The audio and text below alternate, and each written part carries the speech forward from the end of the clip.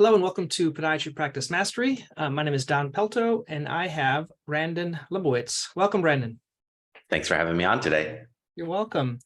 So Brandon, tell me a little bit about your backstory, kind of how you got interested in SEO and optimization and, efficiency online.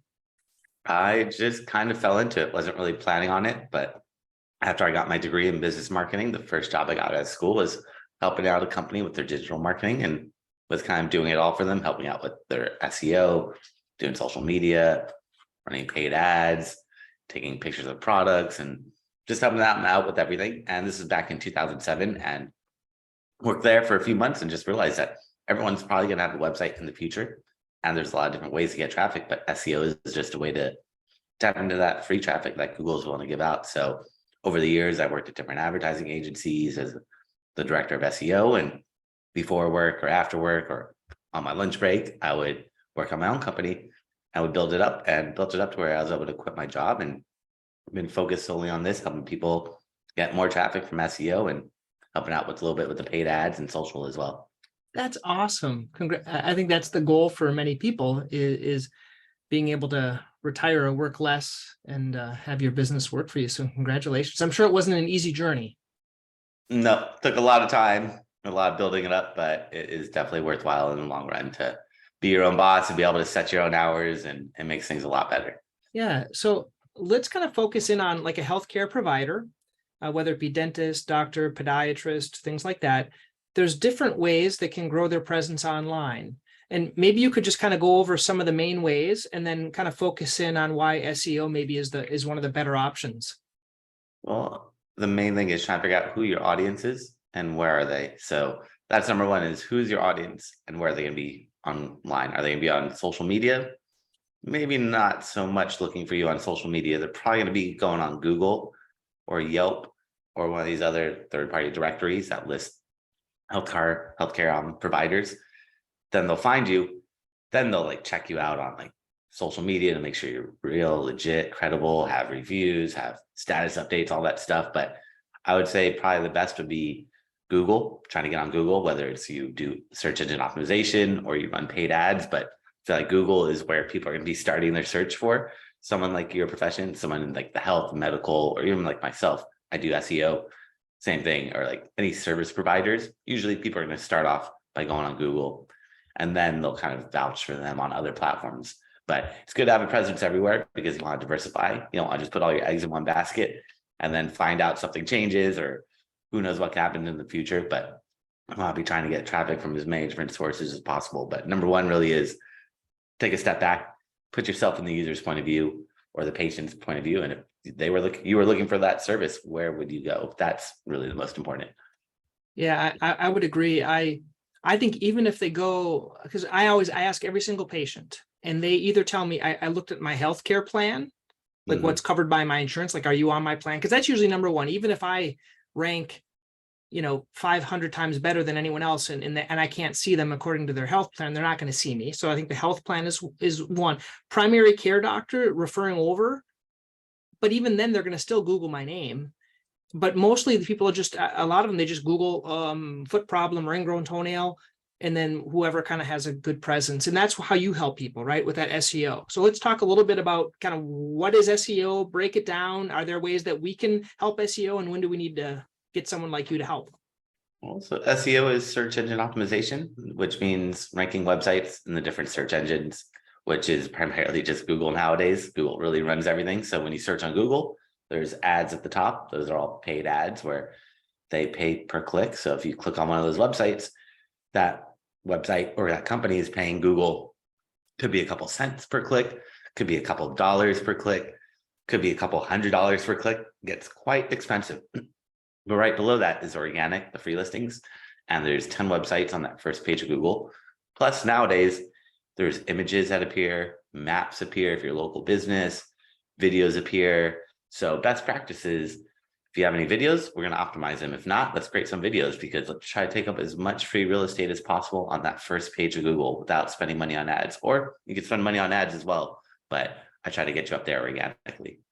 So what are some ways, like if people are listening and they say, okay, Brandon, I want to optimize myself. How do I optimize? Like, what are some of I know you have to do some of it, but are there some things just some easy things that people can try to do on their own first? I mean, yeah, so there's a lot of coding or like changing the code, putting keywords in different places, but something that's pretty easy and straightforward that you don't need to know coding or be tech savvy is just No coding. No, we don't want to code. We don't we'll hire no, you to do that, but things that people can do or they can't do anything. They can't do anything to modify their own SEO. no, the easiest one is just adding more text to every page on your website. So Google feeds off text. They can't read images or videos yet. They're trying to, but they really rely heavily on content. The more text you have on each page that describes what that page is about, the easier it is for search engines to read, understand, and know what keywords you're targeting. And that one is one of the most important things, is having good original content on every single page on your website, not just the homepage, but any page that you want to rank. Should have about a couple hundred words or more, depending on how many words need to be describe that service that you're offering. But really just write for people. Don't write to put keywords in that content. Naturally, that content should have keywords in it, because if you're writing about a specific service, you should talk about that service in that content. And if you're not, then you got to rethink the content that you're writing should incorporate that somehow. But don't just throw keywords, throw them in there. That's going to probably do more harm than good. But that one's really simple and easy enough, and not many people do it, is just adding that text on all their pages. So what are people typically doing wrong? What do you see they're doing wrong when you look at their pages? Well, most people aren't adding any content. Most people, so like for example, an e-commerce website might be selling like tennis shoes, and they have a bunch of pictures of the products, the shoes, but there's no content there. So Google can't really read that. So even like yourself, like if you have a page about like maybe like foot fungus, and there's only like 5 or 10 words, and there's lots of images and videos, that's not going to help Google out that much, because they're going to struggle to read that. They're getting better, but they still really want text that lets them know what that page is about. And the text could be anywhere. It could be at the top, the middle, the bottom of the page. It doesn't have to be all at the top, because you don't want to just throw a couple hundred words at the top of your page. That's going to look ugly. People don't want to read nowadays. People's attention spans are really short, but you'd have like a couple bullet points at the top or a video, and then lower down, you could have all that text. That way Google is happy. And if people want to learn more, they could scroll down and learn more. Now, what about like, for example, we're doing a podcast right now, and there's these things now, they say they basically they'll transcribe the podcast for you, and they'll post it on your site. So you have the interview and all that text. Is this like our conversational type of text? Is that is that a good option to just transcribe, like take a YouTube video and transcribe the thing and paste it on your website? Or is that like, no one's going to read that? No, that is kind of what it should be. Or you summarize it, or you timestamp it. Like if it's a long one, like 30 minutes, maybe don't summarize everything or transcribe everything. Maybe you timestamp it saying at 1 minute, 11 seconds, we talked about this. At 2 minutes, we talked about this. But if it's like 5 minutes, the video, then you could probably transcribe it. But yeah, that is really helpful, is having something there in the YouTube description or wherever you place a video on any platform. If you place a video on your website, you need text supporting it. If you place it on YouTube, you need to put it in the description. If you put it on whatever platform, you want to put somewhere in there that content. And transcribing it is good because it helps people out, especially when they're on mobile. They usually don't have the sound on, so they're not going to hear you speak. But if you have that transcribe or the words at the bottom in closed captions, that's going to help them out. Now, I've seen some people, what they do, instead of transcribing it, they'll put a link to a PDF transcription. Is a PDF transcription document the same as copying and pasting the same thing on the page on your website? I don't know. No, that would be a little different. Yeah, I'm not sure why. It can't read PDFs. It doesn't read PDFs. It doesn't. The bot doesn't open up the PDF to read it and get for keywords. Well, the PDF becomes another page essentially. So you want everything on that one page. So the PDF is another page. The blog is another, or the video where the video is posted is another page. But you want everything all together, because if you make Google jump around multiple places to find that information, they're not going to find it, because they're just a robot. And they need you to spoon feed as much information as possible. And for people too, how many people are going to click on that PDF? Probably not many people are going to see that, but if the transcript is right there, they're going to read it. But having to do that extra step really deters people and search engines. Now, how about like for, let's say YouTube, let's say this is going to go on YouTube. I'm not transcribing it, but let's say I transcribed it.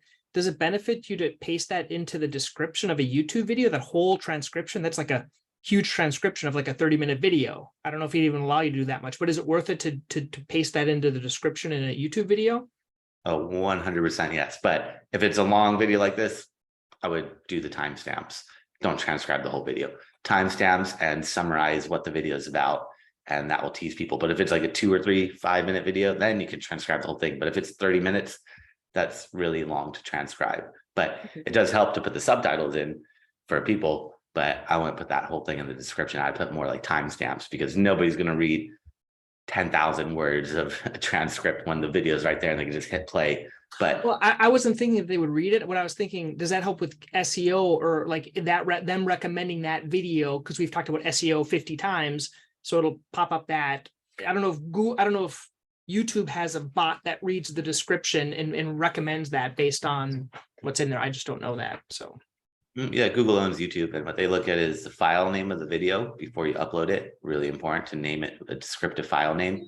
Then, and for images, any image on your website, any video, any audio, Google can't read that, but they read the file name. So they can't read images, but they read the file name of the image. So images, videos, audio, stuff like that, always upload it with a descriptive type or file name. That's so very important. And then once you upload it, the title of the video or the article or the blog or whatever it is, podcast that you're doing, the title is also very, very important to put as many keywords as possible without repeating yourself. You get about 60 characters. After that, most of the platforms will kind of stop reading the title after 60 characters. But before that, you can squeeze as many keywords as possible. So if you want to target more keywords, I always tell people you got to create new pages, because each page can only target about 3 to 5 words, or podcast or video or article or whatever it is. It's kind of loses that relevancy after more than that. But with the video, having a good title, having a good description, adding tags to it, that all really helps out a lot with the video marketing. Yeah. So I want to freeze. I think you've made an important point that I didn't know. Like, for example, if I do a screen capture on my screen, it's going to download as Windows screen capture, a JPEG. And if I upload that to the website, to anything, it'll have that. It won't have the name. So renaming things before you upload it, take that little time to put whatever those keywords are in, like plantar fasciitis or things like that. That's a great tip. Thank you. Yeah, that's so very important. If you want to rank your images on Google Images or any of these platforms, they can't really read file names. I mean, images or videos, but they will read that file name. And that's, again, it all comes down to text. Content they could read, text they could read, but other stuff they're trying to, but they're not there yet. Awesome. So tell me, I don't know if you've worked with any other healthcare, but you can use healthcare for an example, but tell me some of the success stories that you had. Like, how does this transform someone's business? Any success stories that you've had? Tell me a little bit, kind of the before and what you did, and then kind of how it helped them afterwards. Yeah, I mean, I've done lots of people in the healthcare industry and worked with a variety of people over the years, but helped out one that was a doctor, and they were pretty much nowhere to be found. Going in, optimizing the website, putting the keywords in the right places, getting them ranked on Google Maps. All of a sudden, they started getting more phone calls and getting more patients coming in, and really help them get to that next level. But it does take time, and does take time depending on how competitive. The more competitive your keywords are, the more time it's going to take. But if you don't have much competition, then it's going to be a lot quicker and easier to get those rankings, because with SEO, it's all about just trying to figure out who's on that first page of Google, how much SEO have they done, and how can we do a better job of it. Awesome. Yeah, that's neat. So we've talked about kind of keyword specific content. Now this is the kind of the fun part. I know we can't do this, but kind of pull down the veil. And what do you do on the back end? Like, I don't know if you is it the actual words that we're seeing, or is there stuff like behind the maps or behind the website, or like what they call meta tags, or do you do all that stuff, or is it mostly just changing the written word? Like, what are the secrets that we can't do, but at least you can kind of give people some of the secret sauce? No, do it all, because it's like a puzzle with SEO. You got to put all the pieces together. If you leave some pieces out, Google's not going to rank you. So like we were talking about the file names, most people are not going to see the image file names, but Google sees that. So definitely have to go on the coding and make all those changes to the coding, like title tag, meta description, file names for images, alt tags for images, header tags, schema, all this technical stuff, which I have videos that I've done over the years that show you step-by-step how to do that, because it's kind of tough. Everyone's got a different platform. So it's not just like, here's how you do a title tag. It's like WordPress versus Shopify, Wix, Squarespace, all these platforms are going to be slightly different where they put it. But I do have a lot of videos. If they just search my name on YouTube, they can find those. So step-by-step how to actually do all that stuff, which is important because you can't not just do part of it. You have to do really everything to rank on Google. So after this interview, I'm going to put a little link underneath with your YouTube so people can check that out, subscribe to Brandon so you can try it. What I tend to find, Brandon, and I like to know how to do it, but then like you can't keep up with it. Like those are probably the people that you work with, right? You try, you mess around, you know, enough just to be dangerous, and then all of a sudden, okay, it's just better to hire. If someone hires you or they want to work with you, how does that work? Is it like a one-time, like a month project thing, or is it like a monthly thing that you do it forever? How does it tend to work with your clients?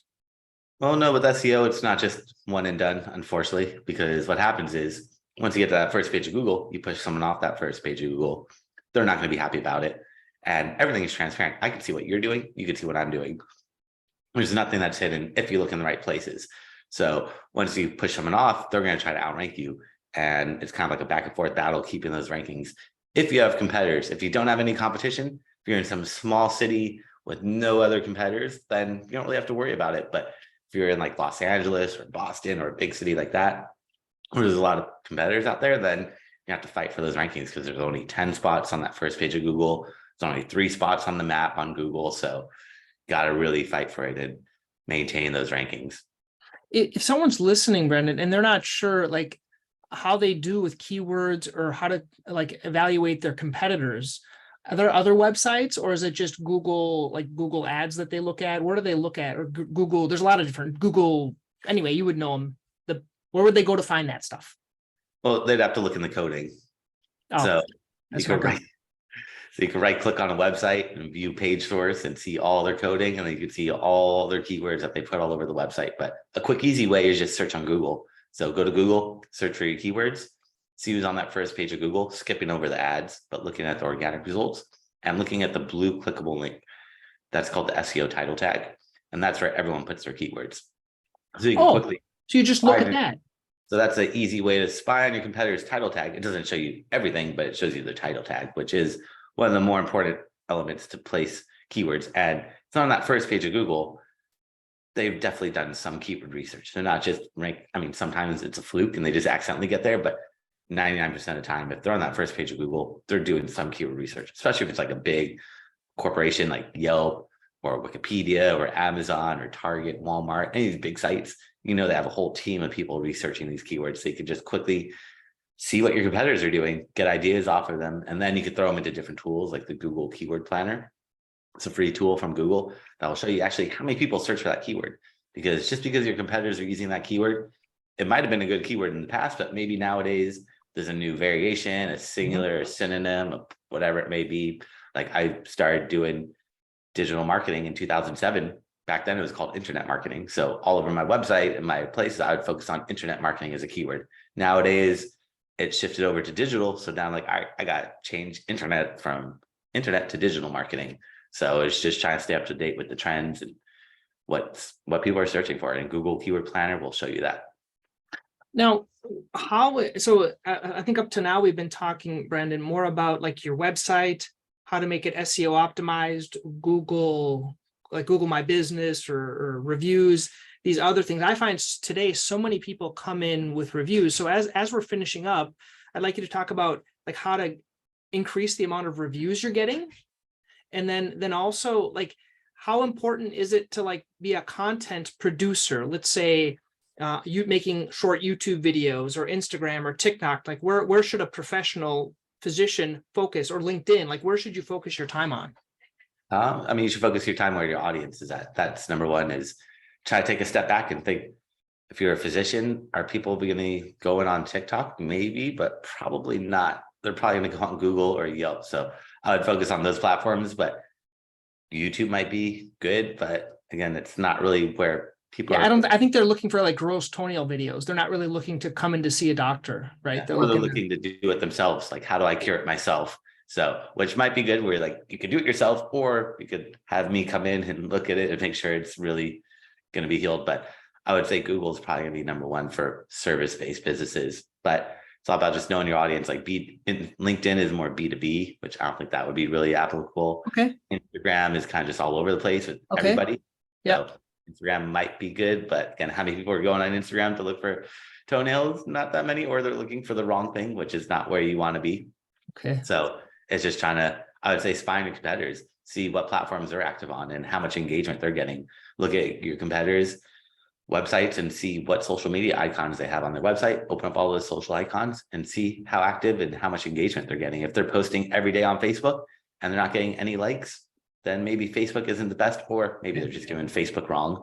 Could be that too, but more than likely that's not where their audience is at. So you just got to really try to figure out who that audience is and how to be in front of them when they're actively looking for you. Now, and then in terms of producing, it's overwhelming sometimes for us as professionals to try to produce content. What I've found, what works, the sweet spot for me is I try to do one video per week. And because I like videos are easier. Like what I was taught is like you have to figure out if you're better at writing, you do one blog a week. If videos are easier, you do one video a week. And then you kind of do that viral thing where you try to send the video around and do stuff like that. What are your thoughts on that method of one a week? Or do we not need to, can you make a website and just never put any content up there? I don't think that's possible, but what do you recommend? No, you need content on your website. You need to keep it updated. So if you could blog on your website once a month, that's sufficient. If you're making the videos, then the videos become your blogs where you post on your website that video and you have a description about the video. So you still have to write because you still have to write.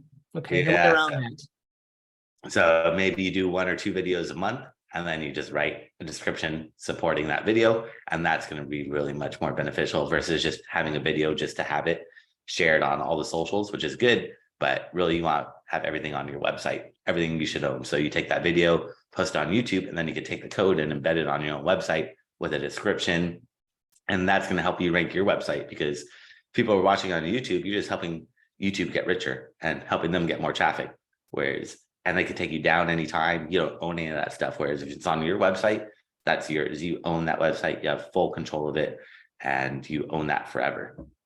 That's awesome. Wow. I think we've covered a lot. You've been very helpful with your time. I'm going to put a couple of links for you, the YouTube channel, the keyword planner we talked about, and also SEOoptimizers.com, which is your website, correct? Yep. And if people want to learn more about you or reach out to you, they'll go to that website. Any specific, like who would be the perfect, kind of your perfect client that you like to work with? It's just anyone with a business that has a viable product or service. That's the main thing, is gotta be selling something or have a service that people search for on Google. But that's really number one. And then I offer a free website analysis. So if they go to my website at SEOoptimizers.com, that's SEOoptimizers.com/gift. I actually create a special gift for everyone. So if they go there, they could find that gift along with my contact information and my calendar. If they want me to analyze their website from an SEO point of view, I could see what's working, what's not working, and how to get them to that level that they want to be at. Cool. Well, thank you, Brandon. That was very fun. Thanks for having me on today. Hey guys, I hope you enjoyed that interview with Brandon. If you want to learn more, please go to underneath this. You can learn more about him and the websites we referenced. Also go to podiatrypracticemastery.com and you can learn more about these other podcasts and interviews and things like that. Okay, have a great one.